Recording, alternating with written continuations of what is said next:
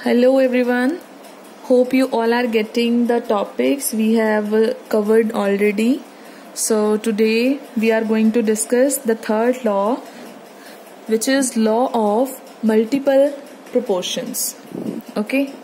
So जो हमने पिछला लॉ करा था डेफिनेट कंपोजिशन का या डेफिनेट प्रोपोर्शन का, उसमें था कि हमारे पास एक ही कंपाउंड होता है और उसमें हमेशा सेम एलिमेंट्स होंगे एंड सेम रेशियो में होंगे. क्लियर? अब यहाँ पे जो टर्म है आपके पास दैट इज मल्टीपल प्रोपोर्शन. तो इसका मतलब इस बार जो हम डिस्कस करने वाले हैं that is multiple. Multiple means बहुत सारा. सो यहाँ पे हम कंपाउंड्स डिस्कस करेंगे, वो compounds which are made up of only 2 elements but they are more in number. Example के लिए आपको बता रही हूं मैं, जैसे आपके पास सल्फर है. आपको पता है सल्फर एंड ऑक्सीजन दोनों कंबाइन करके कौन से कंपाउंड बनाते हैं? सल्फर डाइऑक्साइड बनता है, सल्फर ट्राइऑक्साइड भी बनता है. ठीक है. तो एलिमेंट्स कौन से हैं? Sulphur and oxygen. They are combining with each other to form sulphur dioxide, sulphur trioxide. तो टोटल इन्होंने बना दिए 2 कंपाउंड्स. ठीक है. अब अगर हम दोनों कंपाउंड्स में देखें मास कितना है, तो यहाँ पे जो सल्फर है इट इज 32 ग्राम सल्फर का वेट होता है. ऑक्सीजन, एक ऑक्सीजन का 16 होता है, तो मल्टीप्लाई करके कितना आ जाएगा? 32 ग्राम. क्लियर? इस वाले कंपाउंड में अगर आप देखते हो तो सल्फर कितना है? Again 1 means 32 gram. लेकिन अगर हम बात करें ऑक्सीजन की then it is 16 into 3 that means 48 gram. Clear? तो इस लॉ के अकॉर्डिंगली आपने क्या करना है, किसी एक एलिमेंट के मास को फिक्स कर देना है. जैसे मैं सल्फर उठा रही हूं, ठीक है, सल्फर को मैंने फिक्स कर दिया, यानी सल्फर का मास मैंने चेंज नहीं करना. तो सल्फर का मास आपके पास कितना था? फर्स्ट रिएक्टेंट में कितना था? 32 ग्राम. और सेकंड में भी कितना है? 32 gram. So it is already fixed, हमें फिक्स करने की जरूरत है नहीं. ठीक है. अगर डिफरेंट डिफरेंट होता फिर हमने इसको सेम कर देना था. तो आपने क्या किया, जो दोनों कंपाउंड्स थे उसमें किसी एक एलिमेंट के मास को फिक्स कर दिया. अब जो दूसरे एलिमेंट्स हैं यानी कि ऑक्सीजन, तो ऑक्सीजन का मास आपने क्या करना है? रेशियो निकाल लेनी है. ठीक है. Ratio of masses of oxygen. First compound में ऑक्सीजन का मास कितना था? 32 और सेकंड में कितना है? 48. तो दोनों की जब आप रेशियो निकालोगे 2:3 आ जाएगा. कुछ क्लियर हुआ एग्जाम्पल से? ठीक है. तो यही आपका है law of multiple proportion.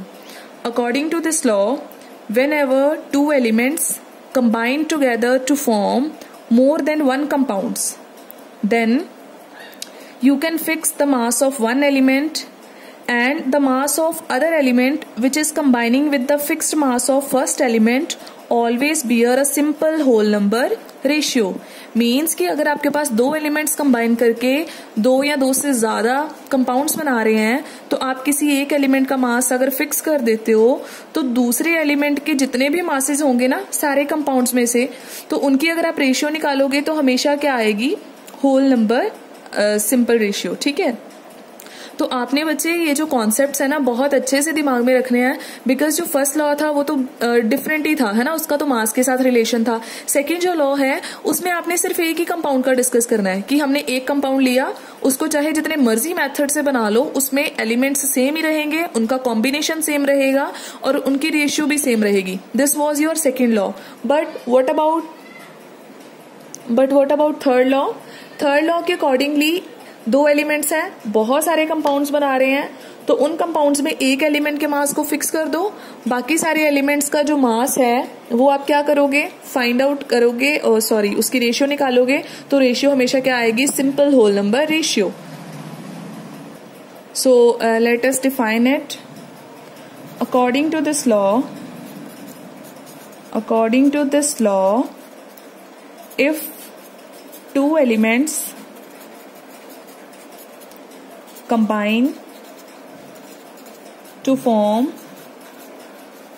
more than 1 compound, then the mass of one element combining with the combining with the fixed mass of second element bears a simple whole number ratio. That's it. Hope it is clear. So अभी हम क्या करेंगे, कोई और example लेके देख लेते हैं. अब जैसे एग्जाम्पल के लिए बच्चे यहाँ पे मैं लिख रही हूं नाइट्रोजन एंड ऑक्सीजन. ठीक है, sorry, now I am taking here nitrogen and oxygen.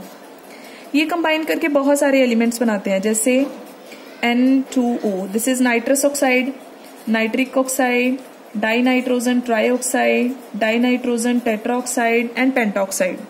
ठीक है, बहुत सारे बनते हैं. तो यहाँ पे हम क्या कर रहे हैं, यहाँ पे मैं सारे मासेस लिख रही हूँ. यहाँ पे मैं लिख रही हूँ नाइट्रोजन का और यहाँ पे मैं लिख रही हूँ ऑक्सीजन का. ठीक है, तो ये सारे कंपाउंड्स थे जिनका हम डिस्कशन करने वाले हैं. तो बच्चे ऑक्सीजन अगर यहाँ पे देखें तो 1 है, यानी कि 16 ग्राम. यहाँ पे भी 16, यहाँ पे 3 है तो 48. यहाँ पे कितना आ जाएगा 4, 64 ग्राम. क्लियर. अब हम बात करते हैं नाइट्रोजन की. यहाँ पे नाइट्रोजन कितने हैं 2. एक नाइट्रोजन का मास कितना होता है 14 ग्राम. तो 2 के साथ मल्टीप्लाई करेंगे तो क्या आएगा 28 ग्राम. यहाँ पे 14 ग्राम, यहाँ पे अगेन 28 ग्राम और यहाँ पे भी क्या आ जाएगा 28 ग्राम. अब ध्यान से देखो, आपने क्या करना है, किसी भी एक एलिमेंट के मास को क्या कर देना है, फिक्स कर देना है. तो आप कौन सा फिक्स करोगे. ठीक है, इसको भी फिक्स कर सकते हो, इसको भी. अब इसको फिक्स करना इजी है, मैं इसको ऑप्ट कर रही हूँ. ये 28 है, ये भी 28 है, ये भी 28 है. इसको 28 बना दे, 2 के साथ मल्टीप्लाई कर देते हैं. तो अगर हमने इसको 2 के साथ मल्टीप्लाई किया तो हमें इधर भी मल्टीप्लाई करना पड़ेगा. तो रेशियो निकाल लें फिर. रेशियो किसका, मास ऑफ ऑक्सीजन का. तो ऑक्सीजन के मास का अगर आप रेशियो निकालोगे तो क्या आएगा, फर्स्ट में कितना है 16, उसके बाद कितना है 16 2 जा 32, देन 48, देन क्या आ जाएगा 64. रेशियो क्या आएगी 1 2 3 4, 16 के साथ डिवाइड करके, which is a simple whole number ratio. So the law is clear. Whenever two elements combine to form a number of compounds, then you have to fix mass of one element and the masses of second element will always bear a simple whole number ratio. Right? So लेकिन ना आपके पास ये जो law है ना, इसकी limitation है. ज्यादा आपने उस पर वैसे चलो ध्यान नहीं देना है, थोड़ा सा बता देती हूँ. लिमिटेशन आपकी आ जाएगी. आपको ऑर्गेनिक में आपने पढ़ा ना, ऑर्गेनिक में आपको पता है this is ethane, this is propane, formula याद है. ठीक है, देन आपका आ जाएगा ब्यूटेन. तो ये जो आपके ऑर्गेनिक कंपाउंड्स हैं, इसमें भी एलिमेंट्स कौन है, carbon and hydrogen, and they are combining with each other to form a number of compounds. लेकिन यहाँ पे एक का मास अगर आप फिक्स करते हो तो दूसरे का होल नंबर रेशियो में नहीं आएगा. सो ये आपका लिमिटेशन हो गया. ठीक है, अब हम बात करते हैं नेक्स्ट, इसका करते हैं न्यूमेरिकल सॉल्व. ठीक है, तो आपको क्लियर हो जाएगा कि इसके जितने भी न्यूमेरिकल्स हैं वो आपने कैसे करने हैं. ठीक है, अब ध्यान से देखो, कॉपर गिव्स 2 ऑक्साइड. ठीक है, उनके स्टेटमेंट के अकॉर्डिंग क्या है, जो कॉपर है वो 2 ऑक्साइड बना रहा है. यहाँ पे मैं लिख रही हूँ ऑक्साइड 1 और यहाँ पे मैं लिख रही हूँ ऑक्साइड 2. 2 ऑक्साइड बन गए. On heating 1 gram of each in hydrogen gas 0.008 gram and 0.799 gram of metal are produced. तो कहते दोनों ऑक्साइड को हमने यूज किया, दोनों को हमने हीट किया. ठीक है, इसको भी हीट किया हाइड्रोजन गैस में और इसको भी हीट किया हाइड्रोजन गैस में. जब हमने ऑक्साइड 1 को हीट किया तो हमारे पास 0.888 ग्राम क्या प्रोड्यूस हुआ है, मेटल. मेटल मीन्स कॉपर, इतना कॉपर मिला. और दूसरे ऑक्साइड के केस में 0.799 ग्राम कॉपर मिला. क्लियर हो गया यहां से. तो अब उसके बाद में, और हमने लिया कितना था 1 ग्राम ही ये लिया था, 1 ग्राम ही ये लिया. तो जब हमने उसको हाइड्रोजन की प्रेजेंस में हीट करा तो इतना कॉपर प्रोड्यूस हुआ. सेकेंड वाले के केस में इतना कॉपर प्रोड्यूस हुआ. अब आप क्या करोगे, अब आपके पास क्या है यहाँ पे ऑक्सीजन और ऑक्सीजन का अमाउंट हमने दोनों ऑक्साइड के केस में देखना है. अब यहाँ पे ना मैं डाटा बना रही हूँ अपने पास एक टेबल की फॉर्म में, ताकि हमें क्लियर हो जाए क्या क्या गिवन है. ठीक है, इधर मैं लिख रही हूँ कंपाउंड, कंपाउंड था मेरा ऑक्साइड 1 और ये था मेरा ऑक्साइड 2, ठीक है। कॉपर कितना था, ऑक्साइड 1 में कॉपर है 0.888 और दूसरे में कितना है 0.799। तो आपको पता कॉपर ऑक्साइड दो ही एलिमेंट से बनता है, एक कॉपर एंड दूसरा ऑक्सीजन। तो ऑक्सीजन कितना होगा 0.888 है, 1 में से इसको आप क्या कर दोगे, माइनस कर दोगे एंड देन आपके पास आ जाएगा, यहाँ पे लिख दो 1 माइनस 0.888 और यहाँ पे आ जाएगा 1 माइनस 0.799, ठीक है। जब आप माइनस करोगे तो आपके पास दोनों के आंसर आ जाएंगे and it comes out to be 0.112 and 0.201 gram. Clear हो गया। तो हमने अपने पास पहले एक डाटा बना के रख लिया कि हमारे पास कितने कंपाउंड्स थे और उसमें कॉपर कितना था एंड ऑक्सीजन कितना था, राइट। अब हमने क्या करना है, now prove that this is obeying the law of multiple proportion, ठीक है। तो मल्टीपल प्रोपोर्शन का आप कैसे करोगे, आपको एक कंपाउंड का एक एलिमेंट का मास क्या करना पड़ेगा, फिक्स। तो यहाँ पे हम कॉपर का मास फिक्स कर रहे हैं। So how will you represent the data here, in case of oxide 1 क्या आएगा 0.888 ग्राम of copper reacts with 0.112 gram oxygen, ठीक है। तो 1 ग्राम कितने के साथ रिएक्ट करेगा, 0.112 divided by 0.888, it comes out to be 0.126 gram. Clear. तो आपने क्या किया, कॉपर का मास फिक्स कर दिया। फिक्स कैसे किया, इन दोनों को फिक्स करना इतना इजी नहीं था, जैसे मैंने पहले 2 के साथ मल्टीप्लाई करके कर दिया। तो हमने हमेशा 1 बनाना है। तो इतना अमाउंट था, अगर इतने के साथ रिएक्ट करेगा तो 1 ग्राम कितने के साथ रिएक्ट करेगा, तो मैंने फिक्स कर दिया कॉपर का मास। अब सेकंड वाले केस में भी कॉपर का मास फिक्स कर देते हैं, ठीक है।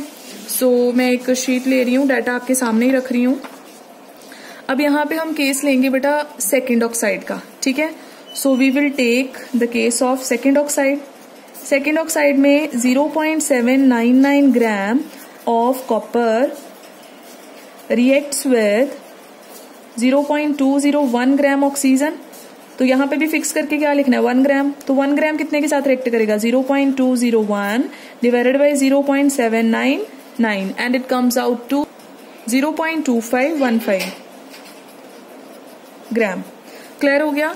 तो हमने पहले डाटा कलेक्ट करा, जो भी इंफॉर्मेशन थी, ऑक्साइड 1 के लिए भी कॉपर फिक्स कर दिया, ऑक्साइड 2 के लिए भी कॉपर फिक्स कर दिया, ठीक है। तो दोनों का अगर हम फिक्सिंग के बाद देखें तो फिक्स करने के बाद ऑक्सीजन का मास कितना आ रहा है 0.126, यहाँ पे कितना आ रहा है 0.2515। तो दोनों मासेस की रेशियो निकाल लें, ठीक है। तो अब हमारे पास क्या आ जाएगा, ratio of masses of oxygen combining with fixed mass of copper. तो कितना आ जाएगा, फर्स्ट केस में कितना आया था हमारा 0.126 रेशियो, नेक्स्ट में कितना आया 0.2515। तो आप दोनों में से जो स्मॉलेस्ट है उसके साथ दोनों को डिवाइड कर दोगे, रेशियो 0.2515 डिवाइडेड बाय 0.126। तो आपके पास कितना आ जाएगा, यहाँ पे 0.2515 डिवाइडेड बाय 0.126, अप्रोक्सीमेटली हमारे पास 2 आ जाता है, 1.99 वी कैन टेक इट 2। तो रेशियो कितना आ गया 1:2, which is a simple whole number ratio, simple whole number ratio. Clear. तो यहां से इलस्ट्रेट हो गया आपका लॉ ऑफ मल्टीपल प्रोपोर्शन। आपने सारे कंपाउंड्स का डाटा लिख लेना है, उसमें से एक एलिमेंट के मास को फिक्स कर देना है। फिक्स करने के बाद जितने भी आपके पास सेकंड एलिमेंट के मास आएंगे उनकी आपने रेशियो निकालनी है एक साथ। अगर 2 थे तो मैंने 2 की निकाल दी, 3 हो गए तो 3 की निकाल देनी है। तो जब हम इनकी रेशियो निकालेंगे तब हमारे पास जो भी रेशियो आएगी वो सिंपल अगर होल नंबर है तो आपका लॉ भी हो जाता है। Clear. So this is all about this law. Thank you, bye bye.